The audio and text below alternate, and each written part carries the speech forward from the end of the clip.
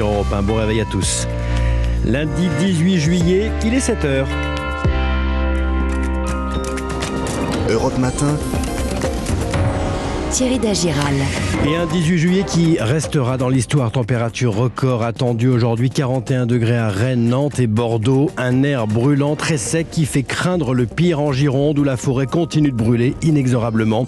Au moins 13 000 hectares déjà partis en fumée impressionnant. Des flammes de 100 mètres de haut qui ont atteint les plages. L'envoyé spécial d'Europe 1, Benjamin Péter, en direct de Landiras dans un instant. La fatigue et la résignation des habitants du hameau de Cazaux à la Teste de Bûche, évacués jeudi soir. Ils n'ont toujours pas retrouvé leurs habitations. Leur vie quotidienne en est chamboulée. Reportage à suivre.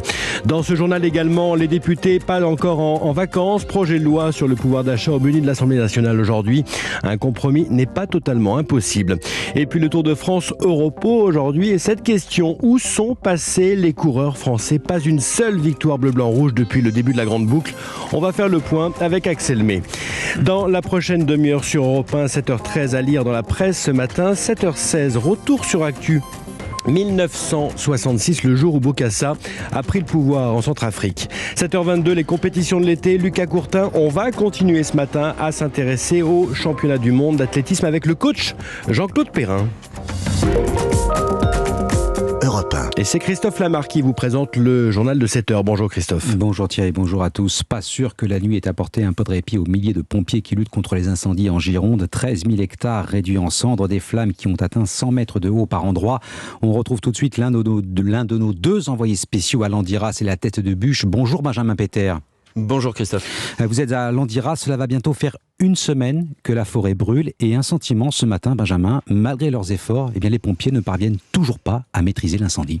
Oui, et le début de la nuit a d'ailleurs été très difficile ici. Une nouvelle fois, ils ont été confrontés à un vent tournant qui pousse désormais en direction de l'ouest. Alors depuis hier soir et le dernier bilan connu de 9000 hectares, le feu a parcouru 800 hectares supplémentaires à Landiras. Pour le lieutenant-colonel Éric Florençon qui a commandé les opérations de secours cette nuit, ils ont été confrontés à une végétation très dense, ce qui a compliqué leur travail. Il avance plus vers le sud, ça c'est une bonne chose. Par contre, il est parti dans une zone très peu accessible. On avait peu de pistes. La nuit, c'est trop dangereux. Non, on joue pas là. Surtout sur des tailles comme ça. Et puis, on s'est vraiment concentré sur quelques zones, sur plusieurs zones de protection de maison. D'ailleurs, il y a une maison, ça s'est correctement passé, mais elle a eu très chaud. Après, beaucoup de fatigue. Ouais, beaucoup de fatigue sur les équipes. Même si les gens se reposent à tour de rôle, mais oui, il y a de la fatigue qui s'installe aussi. Voilà, et depuis 3h du matin environ, la situation s'est stabilisée. Le feu reste actif, mais principalement à l'intérieur de la zone déjà brûlée. Benjamin, la situation ne va pas s'arranger compte tenu des prévisions météo. Oui, parce que jusqu'à présent, les conditions étaient mauvaises. Mais aujourd'hui, elles vont encore se dégrader. 43 degrés annoncés ici au plus fort de la journée. Moins 10% d'humidité dans l'air. Alors, il faut se rendre compte qu'on était jusqu'à présent, de ces derniers jours, autour de 30%. Et un vent qui va encore gagner en intensité avec des rafales à 40 km/h. Un scénario critique pour les équipes sur le terrain. Benjamin Péter en direct de Landiras. Autre front, je vous le disais au début de ce journal, la Teste de Bûche. L'incendie est hors de contrôle et a gagné les plages. Le village de Cazaux, qui jouxte la Teste, on devrait d'ailleurs plutôt parler de hameau, a été évacué en milieu de semaine dernière. Les habitants ne savent toujours pas quand ils pourront rentrer chez eux. Ils se préparent du coup à vivre une semaine très difficile. Reportage Stéphane Place. Oui, depuis jeudi, depuis leur évacuation précipitée, ces habitants de Cazaux, hébergés pour les plus chanceux par des proches, pour les autres au parc des expositions, viennent à la pêche aux infos tous les jours. Des vies brutalement mises entre parenthèses. Tant que j'ai pas retrouvé mon domicile, je sais pas, j'irai pas travailler. Là, on est hébergés ici et là. Enfin, c'est plus possible.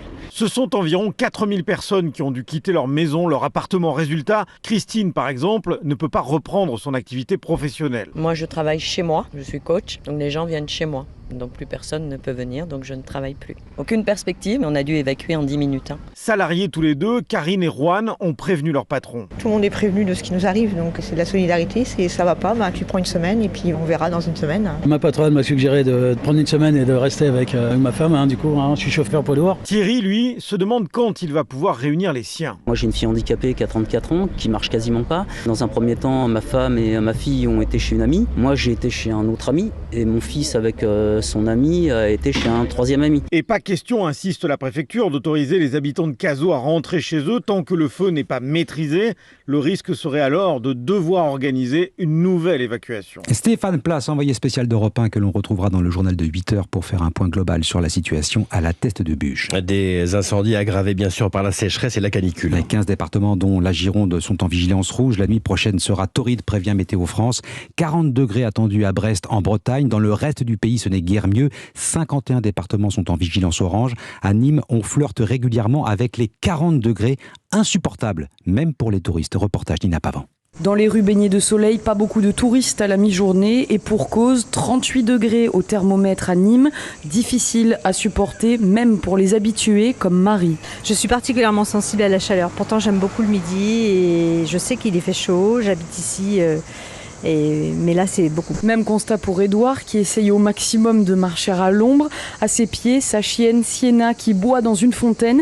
Il l'a amenée jusqu'ici pour qu'elle aussi puisse se rafraîchir. Surtout dans Nîmes, où c'est assez une cuvette, où il n'y a pas beaucoup d'air, on sent que au coup des 14h, 15h, c'est quand même assez difficile à supporter dehors.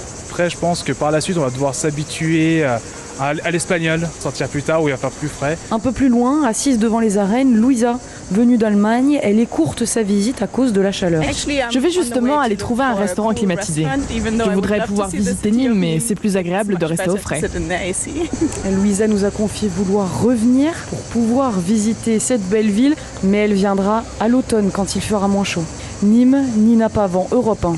Europe 1, 7h06, la suite du journal de Christophe Lamar. Ne rien céder à l'antisémitisme. Emmanuel Macron lance un appel à redoubler de vigilance à l'occasion de la commémoration du 80e anniversaire de la rafle du Veldiv. 13 000 juifs, dont plus de 4 000 enfants livrés aux nazis par la police française. Emmanuel Macron s'est glissé dans les pas de Jacques Chirac, premier président à avoir reconnu la responsabilité de l'État français dans la rafle. Hier, il a mis en garde contre la résurgence d'un antisémitisme qui ne se cache plus. Cible de son courroux, Victor Chabert, l'extrême droite et l'extrême gauche.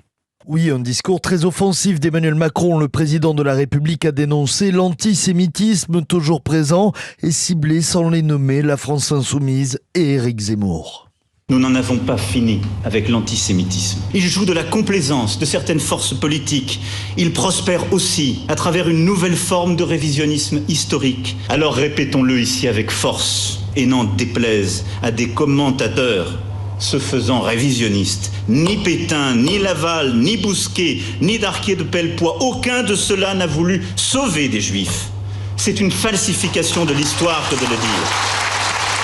Le terme complaisance destiné à LFI, alors que Mathilde Panot, la chef de file des députés insoumis, suscitait la polémique la veille en accusant Emmanuel Macron d'honorer le maréchal Pétain et lourde charge du président de la République contre Éric Zemmour après une campagne présidentielle marquée par les prises de position du polémiste. Le chef de l'État a tenu à rappeler la réalité historique, une façon de clore fermement le débat. Victor Chabert du service politique d'Europe 1. Et puis à l'Assemblée, l'exécutif entame une semaine décisive avec l'examen du projet de loi sur le pouvoir d'achat. 20 articles et un objectif, limiter les effets de l'inflation sur le budget des ménages, prolongation du bouclier tarifaire pour le gaz et l'électricité, suppression de la redevance audiovisuelle, maintien de la remise carburant remplacée avant la fin de l'année par une aide directe de 100 à 300 euros. Voilà quelques-unes des mesures de ce projet de loi dont le coût global est estimé à 20 milliards d'euros. Et on en reparlera bien sûr à 8h15 avec Olivier Faure, le patron du PS, invité politique d'Europe 1 ce matin. La guerre en Ukraine et cette question, la Russie a-t-elle infiltré les services secrets ukrainiens? Le président Zelensky en est en tout cas persuadé. Il vient de limoger le chef de l'agence des services de sécurité intérieure, le SBU, et le procureur général, écartés pour ne pas avoir fait le ménage dans leur rang. Plusieurs employés auraient collaboré avec la Russie. Kiev affirme travailler sur 650 cas relevant de la trahison. Les sports à présent avec le Tour de France, repos pour les coureurs avant d'attaquer les Pyrénées demain. Dernière semaine de course et dernière chance de voir un Français gagner une étape. Oui, parce que c'est un Belge qui a levé les bras après avoir franchi la ligne d'arrivée hier à Carcassonne, terme de cette 15e étape. Victoire de Jasper Philipsen. Le maillot jaune est toujours sur les épaules de Jonas Vingegaard, mais le Danois a perdu 2 coéquipiers précieux.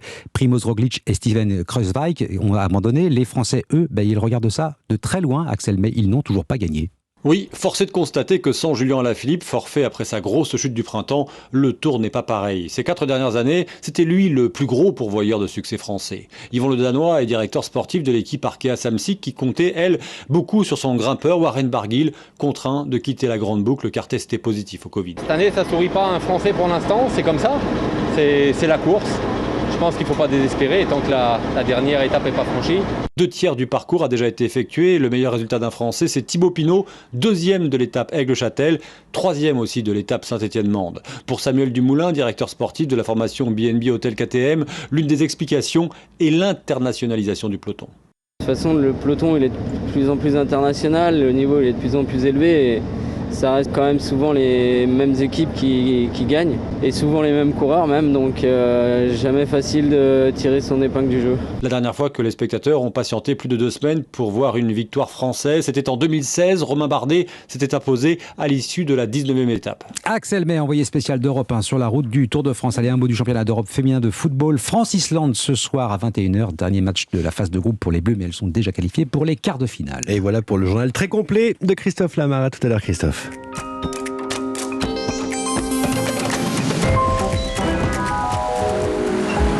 Et voici la météo des plages pour ceux qui nous écoutent, les chanceux en vacances. Alors Marlène Duré, même sur les plages du Nord et de la Manche, il va faire beau et chaud.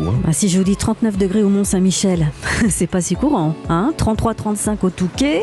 La mer est belle, un peu agitée. La température de l'eau, 16 à 20. C'est dans les Côtes d'Armor qu'elle sera la plus fraîche, 16 degrés. Et puis le vent d'est à sud-est, vent de terre, donc pousse la chaleur en direction du littoral. En Bretagne, il fera par exemple 33 à Perros-Guirec. En descendant vers la Vendée, Pornic 39, 43 à Royan. La température de l'eau affiche 18 à 20 degrés du sud-Bretagne aux plages charentaises. Et j'ai envie de vous dire, attention au risque d'hydrocution. Pour éviter les chocs thermiques, on entre progressivement dans l'eau. Le long des plages de l'Atlantique Sud aussi, 40 degrés peuvent être atteints temporairement, que vous soyez à Cap-Ferré ou Cap-Breton. L'eau sera à 22 jusqu'à 24 en se rapprochant de la côte basque. On termine par la Méditerranée. Alors température un petit peu moins élevée, 28-29 sous les parasols à Argelès, dans les Pyrénées-Orientales, 32 à Palavas-les-Flots, 32 attendu à Nice, l'eau toujours à 27 degrés, 27 également tout autour de la Corse, il fera 32 à 35 degrés. Merci Marlène, à tout à l'heure. À suivre, notez 2 rendez-vous à 7h40. Je recevrai Jean Jouzel, climatologue, ancien membre du GIEC, incendie, vague de chaleur à répétition. Et qu'est-ce qu'on fait maintenant ? Et puis l'entretien politique à 8h15. Aujourd'hui, le premier secrétaire du PS, Olivier Faure, alors que la loi pouvoir d'achat arrive à l'Assemblée. Dans un instant, la revue de presse et retour sur Actu, plongé dans les archives d'Europe 1. À tout de suite. Thierry Dagiral, votre matinale info sur Europe 1.